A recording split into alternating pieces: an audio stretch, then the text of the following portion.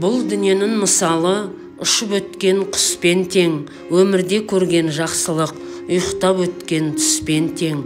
Атадан мирас ақылың, түзік айтқан мақұлың, ләзім болған іспен тең.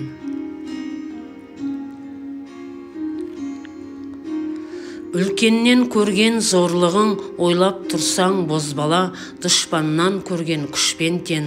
Ағайының көп болса, бірлігі оның бек болса, жамандық жер кез келсе, бір-біріңе сеп болса, бүтін тұрған бұзылмай, 32 түспен тең.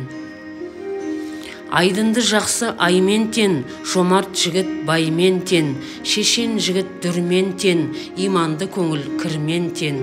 Ақылы жоқ надандар, іс бітірмес жамандар, 100 болса да бірмен тең.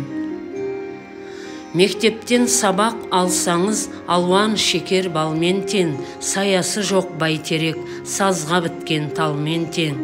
Жаман туса балаңыз, бұғып өскен тазбен тең, қайғы ойлаған жігіттің, кең дүниесі тармен тең.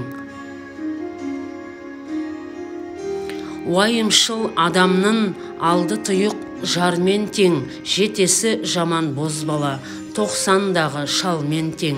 Жақсының айтқан ақылы, қазулы сара жолмен тең, жаманға айтқан ақылың, ағып кеткен селмен тең.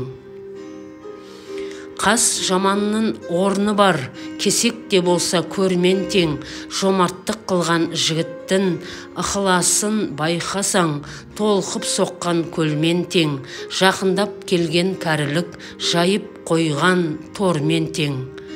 Жақсы қатын алсаңыз, жақсылығын білдірер, ерін жөнге көндірер.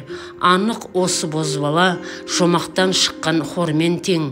Алғаның жаман жолықса, жамандығын білдірер, ер қадірін кетірер. Оның өзі бозбала, маңдайға біткен сормен тең.